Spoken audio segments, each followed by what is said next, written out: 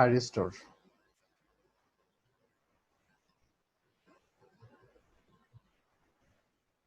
This is a cross-sectional view of a thyristor. It comprises of 3 junctions, hence 4 layers. So this is the symbol of a thyristor. It resembles diode. So a thyristor has 3 terminals: anode, cathode, and gate. So here is a quick comparison with diode. The diode has only 2 terminals, anode and cathode. In case of a thyristor, an additional gate terminal is added. So these are some techniques to turn on a thyristor. We will discuss that later. First, we should know the operating modes of a thyristor. The first one is called forward blocking state. So if we put anode to a positive voltage and cathode to a negative voltage, then junction J1 and J3 is forward biased and J2 is reverse biased. So that mode is called forward blocking state. So in order to get to the conduction or on state, we need to provide a gate signal. Specifically, we need to provide the majority carrier in this section. Then J2 becomes forward and the thyristor is in on state. On the opposite side, it has a blocking state. If we provide a VAK which is less than 0, which means cathode voltage is higher than anode, then junction 1 and junction 3 is reverse biased and only junction 2 is forward biased. In this mode, the thyristor cannot be turned on. So this is called blocking state. Here is the IV characteristic curve of a thyristor. If we compare it with a diode, it has similar characteristic curve apart from this portion. So a thyristor only conducts current in forward direction. It blocks voltage in reverse direction, but just like a diode, it has a reverse breakdown region. So we are only interested in the forward conduction state. So in order to achieve the forward conduction state, this junction J2 needs to be forwarded. This can be done in several ways. First of all, we can give or we can put a high amount of voltage, which is VBO. This is called forward breakover voltage. If we give that voltage across anode and cathode, the J2 junction will be subjected to a breakdown and the thyristor will start conducting current. But this method will destroy the thyristor. So we will discuss other options. So if we go back to the turn on techniques, the thyristor can be turned on by giving energy, whether it is heat, light, voltage, and current. In each of these cases, there will be enough majority carrier in this junction, which will trigger this NPN transistor and eventually the thyristor itself.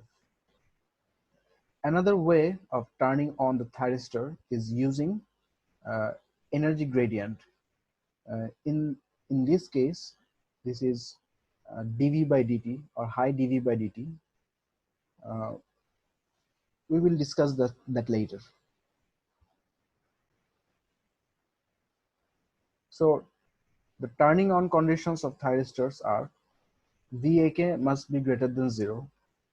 That means anode voltage should be greater than cathode voltage, and there should be a gate current, because if you can recall, a thyristor is basically two bipolar transistors.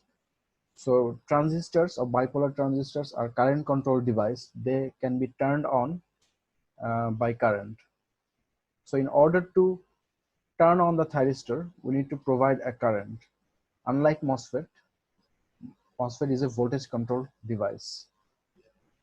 So here is another term. This is called latching current and holding current.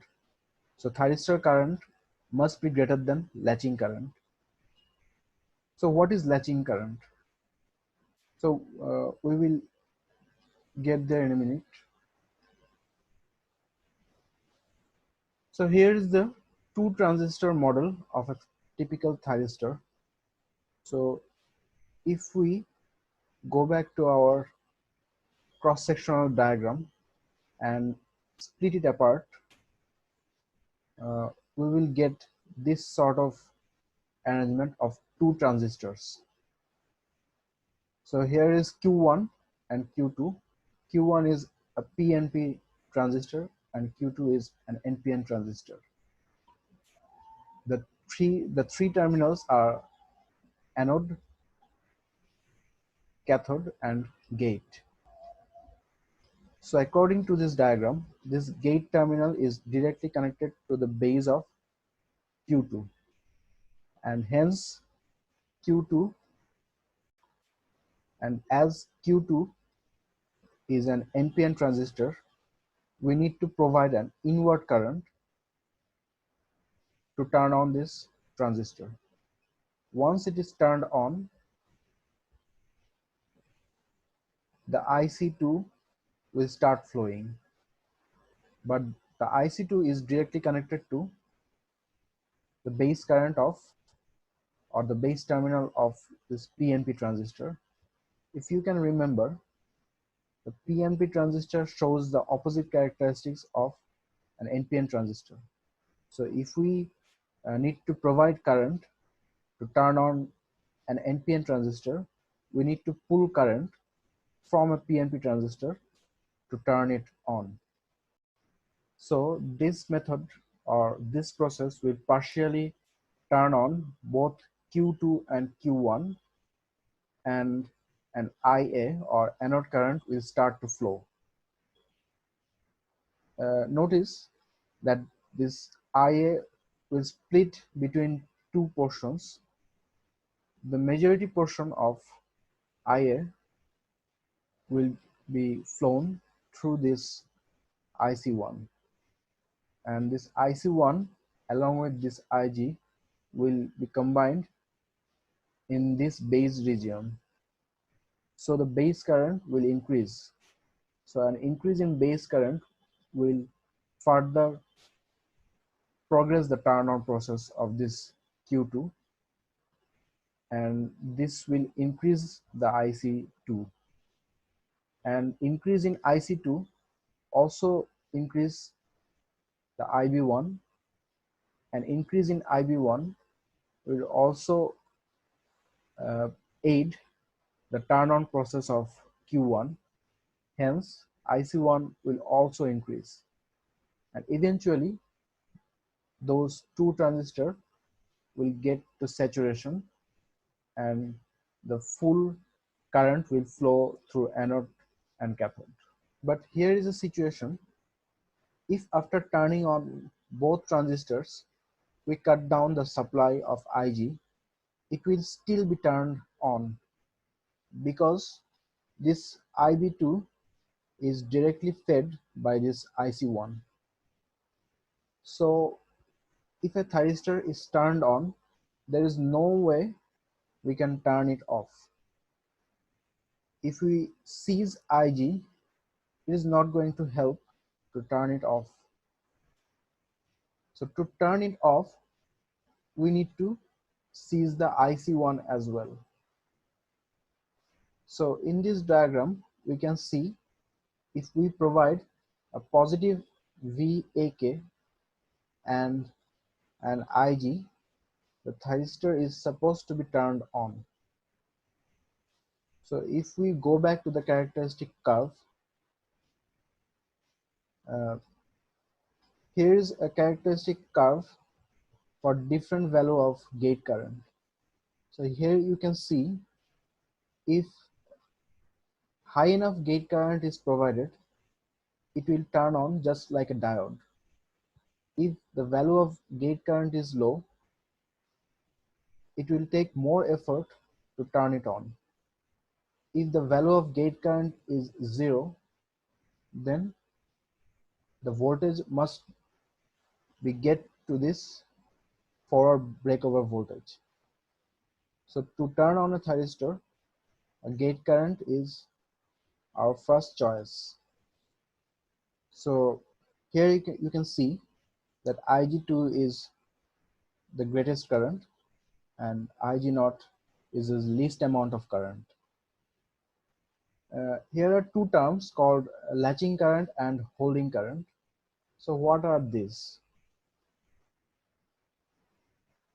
A latching current, as the name suggests, is the minimum current required to latch the device.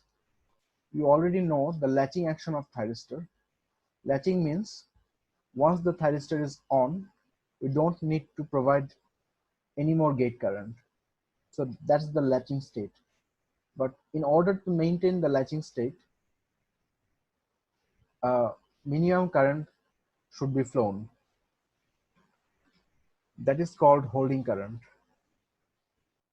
So a latching current is the minimum amount of current required to turn the thyristor on when it is off, and the holding current is minimum current required for the thyristor to keep that on state. So here we have discussed uh, turning on the thyristor by using high voltage and gate current. But same thing will apply for thermals or temperature and light, because both temperature and light will generate electron hole pairs, thus carriers in the base of Q2. So these methods will also turn on the thyristor. Another way to turn on the thyristor is by high dV by dt. So if we get back to this two transistor model diagram, we can extend it a bit further by this capacitance, because these junctions are not perfect conductor, or semiconductors are not perfect conductor. So there will be a voltage gap between these junctions. So voltage gap means a parasitic capacitance. So if we only concentrate on this middle portion, this let me zoom in. So this current Ij2, we can define it as dq by dt. So q is the amount of charge, and this is the very definition of the current, charge per unit time. So again, q equals cv. So if we extend this, we are having something like this, where Ij2 is proportional to dVj2 by dt. So dVj2 or Vj2 is the voltage in this mid section, and this voltage will be proportional to this VAK. So a higher dVAK by dt will result in higher dVj2 by dt, which means higher ij2. Higher ij2 can uh, can turn on this q2 even without an ig. So this is why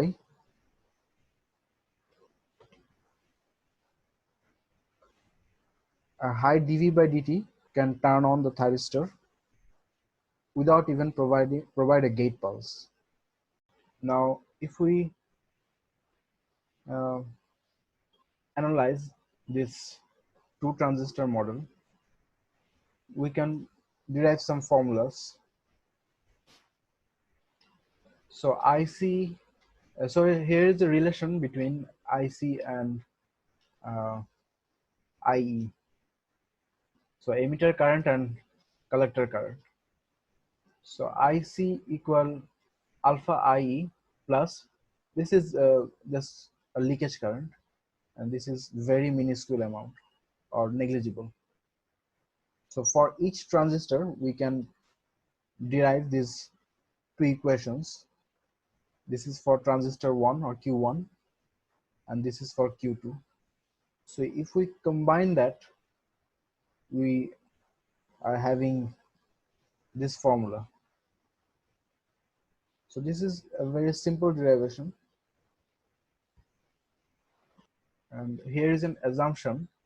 Ik equal, not assumption, it's basically a KCL. So Ik is equal Ia plus Ig. So Ik is the cathode current, and this is the output current. So inward current is this Ia and this Ig. So the cathode current must be the summation of Ia and Ig. So if we put this value in this equation, we will get the final result. And again, this process is called regenerative or positive feedback effect, because uh, the action of putting a small amount of Ig will eventually turn on both transistors, and both transistors will help each other in this turning on process. So this is called a positive feedback loop. Here is a graph that shows the variations of alpha. Alpha is the ratio of IE and IC. So these are turn on delays or turn on transient. So if we consider this diagram, here at the time t equals 0, we are providing a gate current, but it needs some time to rise the anode current, and this rise is twofold. The first half is called delay time, and the second half is called rise time. During this delay time, there is very little anode current, and during the rise time, anode current rise steadily, and the total turn on time is the summation of delay time and rise time. So what are these two? So delay time is basically, if we go back to this two transistor model, in order to turn on the thyristor, we first need to turn on this Q2. So basically the delay time is the time delay of this Q2 to the turn on delay of this Q2, and rise time is the turn on delay of this Q1. So even if Q2 is on, no current or very little current will flow through this Q1. So after this Q2 is turned on, then the Q1 will start to turn on, and here comes the rise time. The current will steadily increase. So this time delay is for Q2, and this time delay is for Q1. So the overall delay is T on. So here are some descriptions. You can follow that. This is another drawback of a thyristor. A thyristor requires a minimum time to spread the current uniformly throughout the junctions. So if the rate of the rise of anode current is fast compared to the turn-on process, it might destroy the device. So these are the di by dt limitations. So to prevent this from happening, we might use a series inductance with the thyristor. This is called a Snubber circuit. This is the turn off transient of a thyristor. This is similar to a diode, if you can recall. So what is the reverse recovery or turn off process of a diode?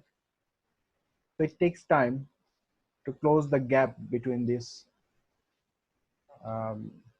depletion region, or to spread out the charges. So same thing will happen in a thyristor. So if we follow this diagram, this is the diagram of anode current. There are 3 times, T1, T2 and T3. Note the T3 time. This is the time for the reverse current to diminish to 25% of its peak value. This is called T3. So why is it important?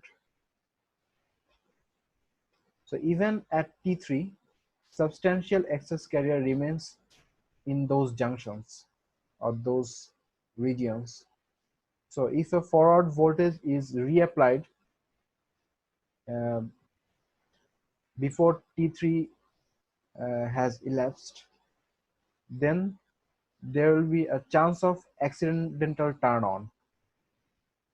So we don't want accidental turn on like diodes. We want controlled turning on process. That's why we are providing a gate pulse. So we must prevent this accidental turn on. So to prevent this, first we need to lengthen the blocking mode beyond time T3. So what is this? So if we use a thyristor, this is an example. A thyristor can be used for both DC and AC current. If we provide an AC current, look, here is the forward biased or forward blocking condition. This is reverse blocking condition, and here is forward blocking condition again. So if this duration is less than T3, then the thyristor will accidentally turn on after the third half cycle, even without giving the gate pulse. So if we get back to our diagram, we must lengthen the blocking mode beyond T3. So we have to provide the positive or forward voltage after T3, not before T3. So the gap must be greater than T3. So if we turn back to our example, this gap must be greater than T3.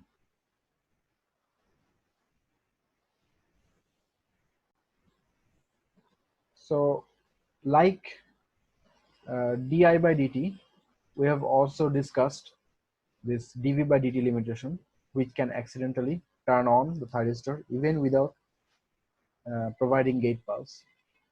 So to prevent this, we can always use a parallel capacitance with this with the thyristor. This is also called a snubber network or snubber circuit. This is the commutation of a thyristor. Commutation is the process of turning off a thyristor. So why do we need to turn off a thyristor? As we have already seen with the help of this two transistor model, when the thyristor is fully turned on, even without providing the gate signal, this IC1 is sufficient enough to drive this Q2. So there will be a latching condition, and that's why we need specialized circuits to turn off a thyristor, and these are called commutation circuit. First type of commutation is natural or line commutation. It happens in a natural way for AC current. In this example, this portion of AC voltage is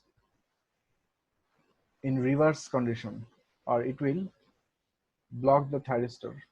So in reverse blocking state, the VAK is less than 0. This means if we provide a cathode voltage which is higher than anode voltage, junction J3 and J1 will be reverse biased and J2 is forward biased. So in case of a thyristor, if we provide a reverse voltage, it is not going to turn on. Even if we give gate current, it is not going to turn on the thyristor. So in case of a natural commutation, if we look at that example, after the positive half cycle, the negative half cycle naturally turns off the thyristor. So that's why it is called natural commutation or line commutation, because it is turned off by the nature of this line.